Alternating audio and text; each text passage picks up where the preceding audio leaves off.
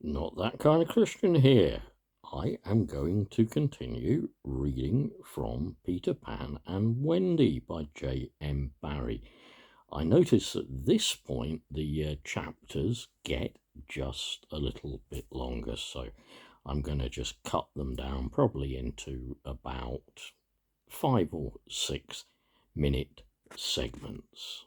Once again, this is for especially my dear friend Chris. I know you're only listening at a time, Chris, at Magway Methodist Church. And I'm just thinking about a load of people who got baptized or christened, however you want to put it, at St. Mary's Anglican Church across the road from us on Sunday. Well, I think it's really for children everywhere, and those who think we are children everywhere, but it's also especially for the small children who got baptized, christened, or whatever in their pool over there. Thank you, Reverend Matthew, with all of your helpers. And I just want to put something else out online. I like to stick with the poppy appeal. Yeah, our Royal British Legion. As you know, we have been having issues with a grieving father who was, as we've said many times, a military man, like some people in our church at Magway, by the way, as well. Served pretty much all his life, retired at the rank of Major Quartermaster in Chilwell, but it will soon be remembrance, and I urge you all, please to consider giving to the Royal British Legion. Right, I'll pause now, and I will go on with this wonderful book. One moment. Right, a bit of a recap. You should remember from the last time I read that Wendy was offended when she couldn't get a proper answer out of Peter Pan. She went back to bed, and Peter had come up to beg her pardon before she'd even peep out from behind from under the blankets. However, he was lucky because Wendy was a good, notice the word good, forgiving girl, and by the time she sat beside Peter on the bed and said, "If you like, I'll give you a kiss," well, Peter held out his hand. Peter, a kiss. Okay, so reading again now from chapter 3, I'll start on page 27. Peter Pan, Wendy, and a thimble. "Surely you know what a kiss is," said Wendy. "I shall know when you give it to me," Peter answered. Wendy did not want his feelings to be hurt, and so she took off her thimble and gave him that. It was a nice little silver one. Peter liked the thimble so much he offered to give Wendy a kiss. She turned her face towards him, and he gave her an acorn button off his coat. It was not the sort of kiss she cared about, but she said she would always wear it on a chain around her neck, and after all, she could not expect everyone to know as much about kisses as Mrs. Darling did, especially Peter, who Wendy soon found out had no mother. "No mother?" Wendy was shocked. "Don't you have a mother?" said Peter. Don't have a mother," said Peter. "Don't want one. What use would a mother be to me?" "How old are you?" Wendy asked him. "Don't know," said Peter. "If you did have a mother, at any rate, you could ask her how old you were. She would know." "She might," said Peter. "But you see, Wendy, I ran away the day I was born." "Oh," exclaimed Wendy, "what a silly thing to do." "Not at all," replied Peter. "I heard my father and mother talking about what I was to be when I grow up to be a man. When I'd grown up to be a man, and I didn't want to be grown up.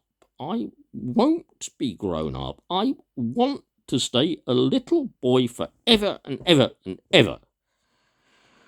Oh, cried Wendy again. But how can you do that? Peter explained that he had flown right away to Kensington Gardens the very day he was born, and he lived a long time among the fairies. And they had told him lots of things. So I'm now very wise, he ended. But that was really only his conceitedness. Yes, Wendy, I believe I am so wise and so clever that I shall never grow up at all, if I don't choose. Wendy did not feel so sure about the wiseness and cleverness as Peter did, but she loved him ever so much. Really beautiful line, that. But she loved him ever so much already. Do you ever think God might be like that? I don't know. Thinking a lot about God at the moment. And when he said that he had lived with the fairies, she was surprised. What? She said. Do you really know some fairies? So I can't resist one. Take that as you will. Oh, lots and lots, said Peter. Good for you, Peter. How splendid, said Wendy. Well said, Wendy. Well, yes, perhaps, said Peter, but they're rather a bother, you know. They get in one's way, so instead I have to sometimes spank them. Naughty, it's getting worse, isn't it? Then Wendy asked so many questions that he could hardly answer fast enough. She wanted to know, who are the fairies, really and truly? Where do they come from? Where do they live? Where would you be likely to find any? Would you speak to them? And so on. Well, it's like this, said Peter. Getting near the end now, okay? When the first baby that ever was laughed, thinking of those babies that were baptized, for the first time ever, that was... What was the baby's name? Asked Wendy. Don't interrupt, I don't know. Anyway, its laugh broke up into 1,000 tiny pieces, and they went skipping about and turned into fairies. Were you there? Said Wendy. Don't interrupt. No, I wasn't.